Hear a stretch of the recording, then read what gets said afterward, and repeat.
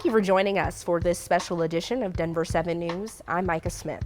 February is Black History Month, and all month long, I've been working on stories that showcase Black Coloradans, the impact they've made on our great state, and what's being done to preserve that history.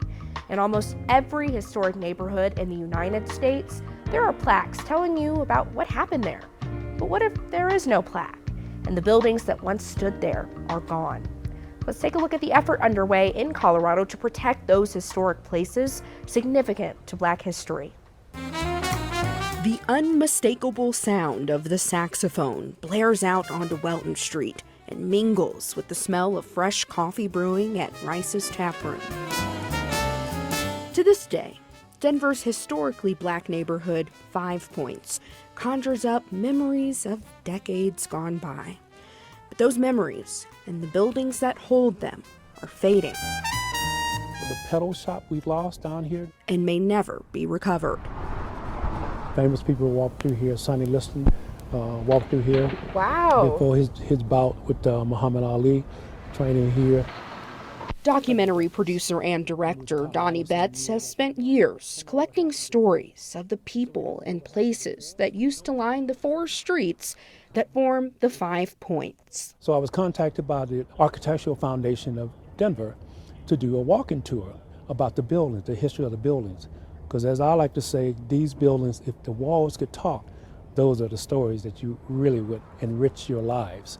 As we walk around 5 Points, Betts knows a story about nearly every building.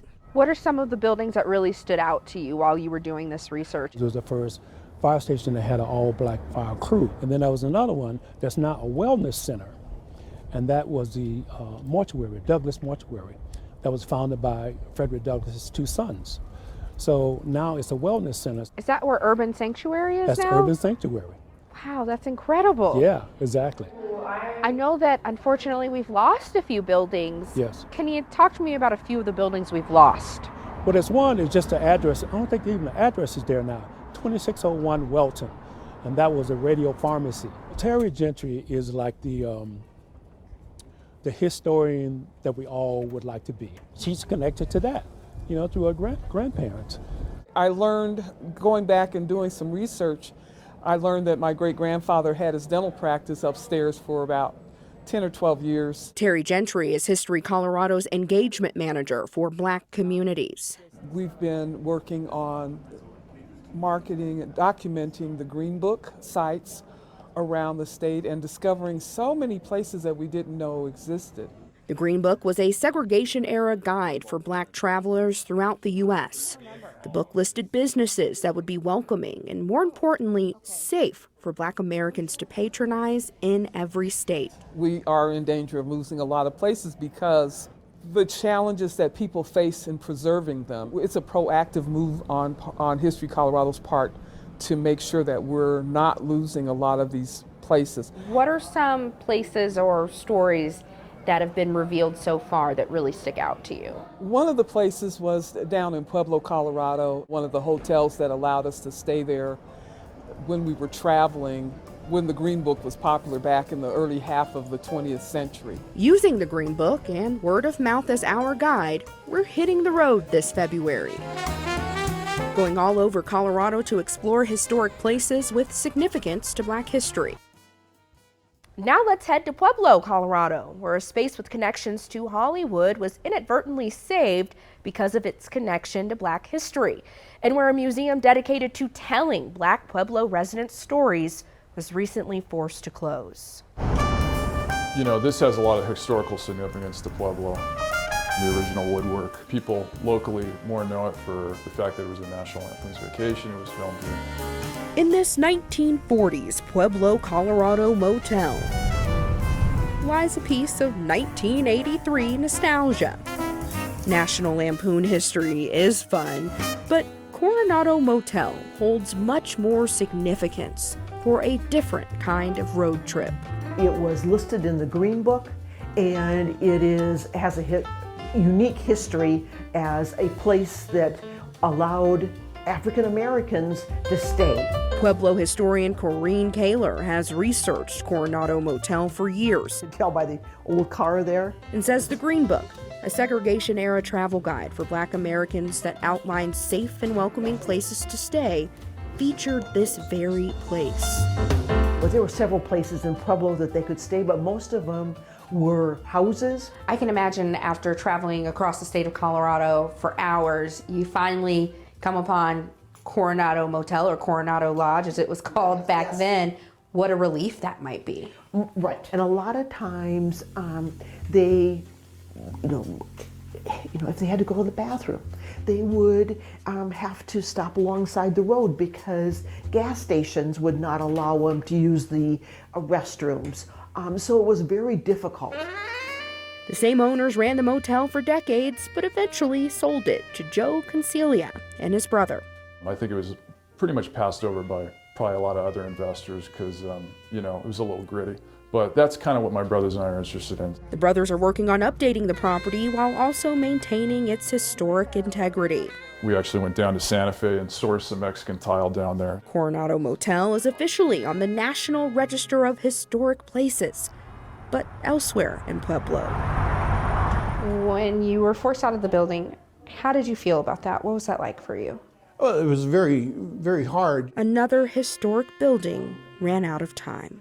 My name is Ray Brown. I'm the president of the Pueblo Dr. Martin Luther King Holiday Commission. We're sitting inside of the old Lincoln home. The Lincoln home was a senior living facility and orphanage for Black Coloradans from 1914 to 1963. It didn't act as an orphanage in a full sense of the word. It was a place where parents could bring their kids, leave them here for a week, or for the work week, and then pick them up for the weekend and take them home. When Lincoln Home closed, community leader Dr. Ruth Steele bought the building and turned it into a museum. She was a collector of everything. It was absolutely wonderful. It was not just history about the orphanage, but it was also history about the African American experience. But a few years ago, when the museum lost its nonprofit status and taxes started to add up, a new owner, the Friendly Harbor, a mental health center, took over. And almost everything that was once here is now inside Ray's storage unit. I've set up different displays in different places. The Pueblo Heritage Museum has a display of the old Lincoln home. I wanted to start a separate museum dealing with African American history, the heritage of the African Americans in Pueblo. Brown says seeing what's happening to places like Coronado Motel gives him hope. We are trying to reestablish our 501c3 status, and I hope that we're able to get that successfully accomplished so that we can open some doors to funding. Which would allow the Lincoln home to exist beyond the historical marker and bring those artifacts that bring its history to life out from behind a locked door. Now we want to take some time to highlight a modern-day Coloradan helping tell stories on the silver screen. The multi-award nominated musical adaptation of The Color Purple has been getting rave reviews nationwide, and the film features a Colorado actress. Aba Arthur plays Abena. She is a CU alum and currently sits on the Dean's Advisory Council for the College of Arts and Sciences. While working on The Color Purple, she received personal coaching from Oprah Winfrey, who produced the film. Arthur is currently based in Atlanta and LA, and I got a chance to sit down with her during one of her visits back to Colorado. I want to cry every day. I do. I'm going to go back and visit CU Boulder's campus at some point and meet up with some of my old professors, hopefully get a chance to chat with the students. And it touches my heart. This is all full circle. Every time I come back, it's such a full circle moment. Arthur was also in the Marvel hit movie Wakanda Forever, and soon you can catch her new TV series called Bad Monkey, starring Vince Vaughn. Next, another actress in Hollywood. This one made history at the Academy Awards. We're diving into the inspirational life of Hattie McDaniel and her personal connection to the state of Colorado.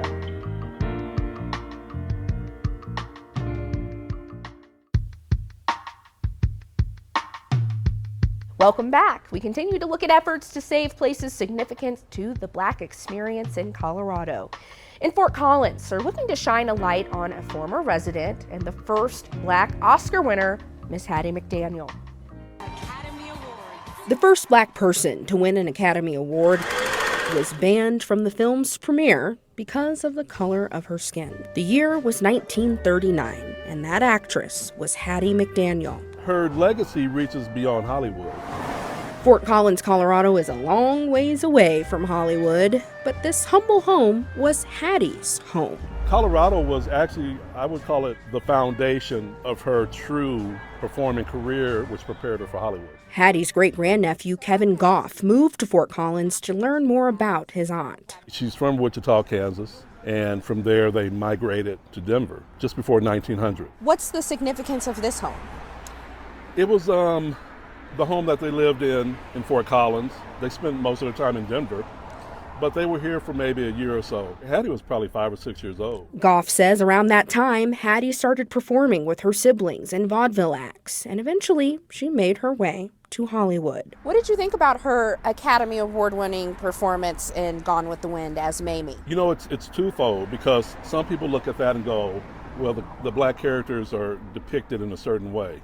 Or they're being depicted as happy to be in slavery. Hattie looked at that as an opportunity.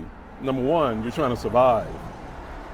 Number two, if I can get into this role, if I can win the role, knock it out of the park, then that can open a door. Hattie was not one-dimensional, but no woman is. The gift Hattie gave me, and that I tell people and I share with them, is she taught me to appreciate women even more, because women might get credit for 2 or 3 things, but they're doing a million things. What do you think about the efforts to preserve this home? History is great. I think any chance we get to preserve history, it's a win-win. But about an hour away from Hattie's home, another home for Black Americans who, like Hattie, weren't that far removed from enslavement is fading away. Deerfield was an African American community. It was created about 25 miles east of Greeley, and it started off in 1910 and then lasted pretty much until the Dust Bowl came in the late 20s, and then pretty much it disappeared after that. University of Northern Colorado professor of Africana Studies George June is a Deerfield expert. One of the creations of Deerfield is that African Americans had a difficult time, even in Colorado, owning their own homes and owning their own lands. Deerfield was getting off the ground. You had one of the largest caverns of the Ku Klux Klan in Denver, one of the largest in the country. Meanwhile, at Deerfield, as far as we could tell from all the reports and newspaper accounts and police records and everything like that, the farmers at Deerfield got along very well with their white neighbors. They were also loaning each other equipment. They would have dances. At its height, Deerfield would span 20,000 acres and had 200 residents. What makes Deerfield so special? It was highly successful in every way, and it worked. These days, almost 100 years after the Dust Bowl that destroyed the settlement, there's not much left of Deerfield. Walking through Deerfield, it's kind of incredible. You can almost imagine with your mind's eye how things used to look. And it's a little bit emotional to think that this huge piece of Black history may not be here anymore in just a few years if it's not preserved. We're working with some people right now in Congress. There is a bill that had passed to examine Deerfield. Right now we're trying to see if Deerfield would be a national monument. Gotten a couple other grants to stabilize some of the buildings and so forth. June says Deerfield is an unofficial monument to Black resilience post-enslavement, and to lose it would mean losing a symbol of the American dream. Black Coloradans have worked to overcome so many barriers, including in our armed forces. The United States' first Black military pilots, called the Tuskegee Airmen, were especially known for their resilience. I got a chance to talk to one of the most decorated war heroes of his time, an original Tuskegee Airman. Here's my sit-down interview with retired U.S. Air Force Lieutenant Colonel James Harvey III. I was born in Montclair, New Jersey on July 13th, 1923. Colonel James Harvey III says his 100 years on this earth have been full of vivid memories. I grew up in southeastern Pennsylvania, a little town called Nongola Station. We were the only family of color out there. It was great. I was treated like a normal human being. No name calling, none of that kind of stuff. What did you want to be when you grew up? I didn't know until one day I heard a noise above. Looked up, was a flight of P-40s flying in formation. I tried to enlist in the Army Air Corps. They said no. General Hap Arnold did not want any people of color in his white Air Force. Colonel Harvey instead enlisted in the United States Army and became a pilot. I was 17. I had to go to flying school.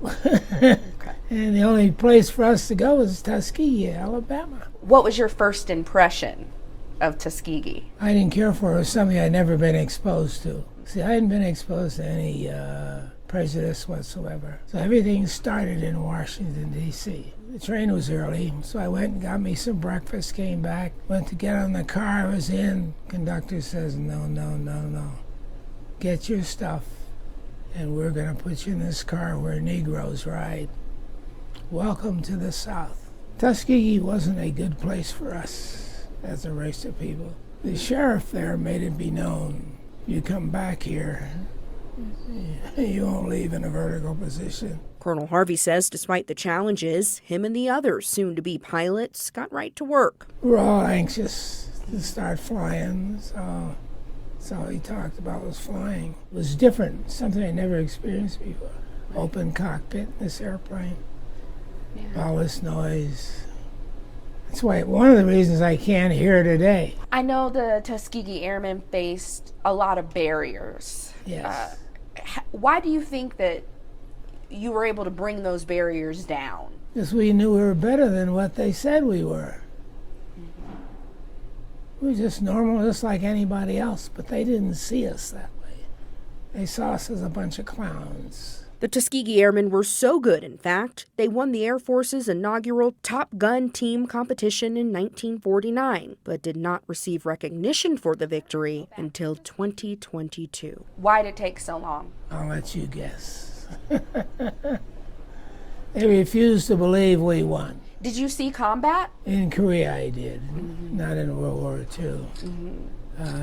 Hitler knew I was coming in World War II, so he threw in the towel. That's what happened. That's what happened. That's the real story. When you flew in Korea during the Korean War, what was that like? Just more flying, that's all. That's the way I saw it, just another mission. I was just there long enough to get 126 missions. 126 missions? In 89 days. That's a lot of flying. Yeah, I was living in the airplane. In the 1960s, Harvey retired from the service and made his way to Colorado. I always wanted to come here. Why? The weather, can't beat the weather. The scenery. There are a lot of people who say you are a hero. I don't understand why. Just doing my job, that's all I'm doing. Well, my motto has always been doing to others as you would have them doing to you. And treat everyone with respect. And if you do that, life's gonna be great for you. And don't take any crap.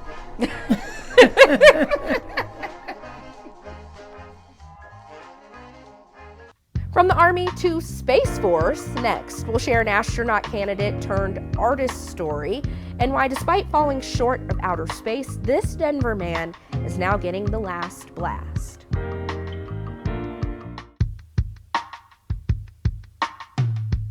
I'm Angelica Baladejo, and my exploration of Colorado's Black history has brought us here to Colorado Springs, where we met up with Colorado's newest state historian, who taught us about the link between literature and history.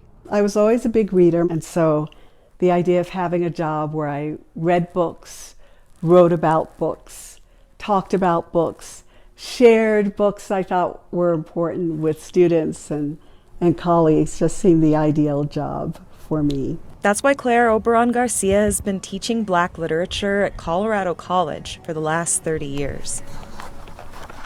Now she's taking on another job that's somewhat unexpected. I am the first Colorado State historian who does not have a degree in history. History Colorado really emphasizes that history is made of stories. A lot of people have a sense of Colorado history that's around great men, governors, industry, ranching. But Oberon Garcia sees history differently. Facts are always filtered through our perspectives.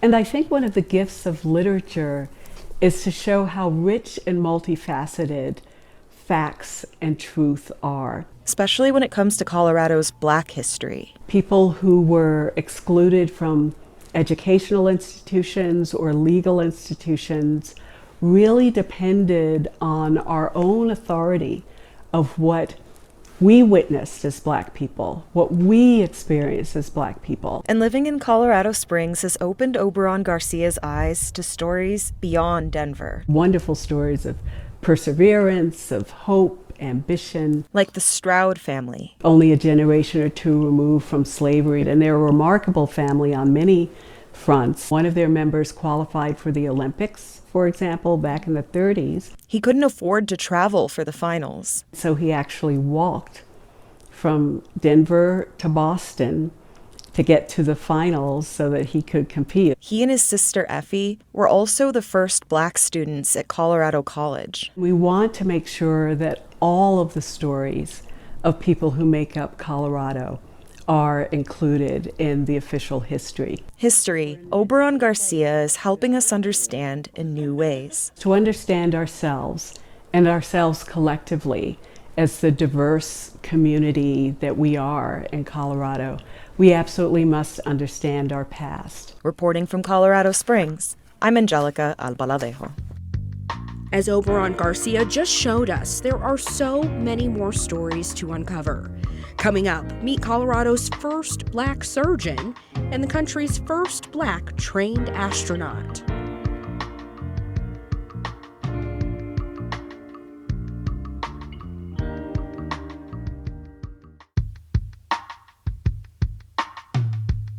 As we continue to recognize Denver's place in Black history, we found the story of one man who made a lasting mark through medicine.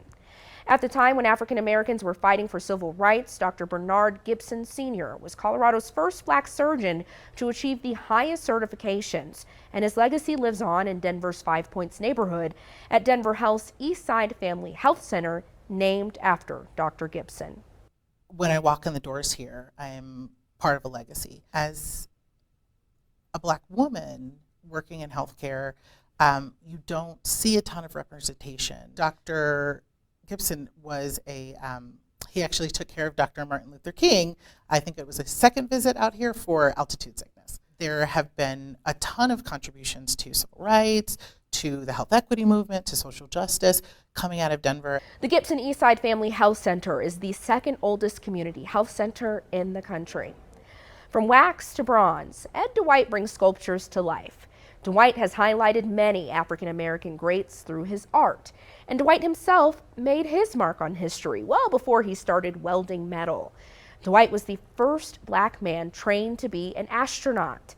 In 1961, the John F. Kennedy White House asked him to go from flying military jets to preparing to go to space. And I thought it was the craziest thing I'd ever heard.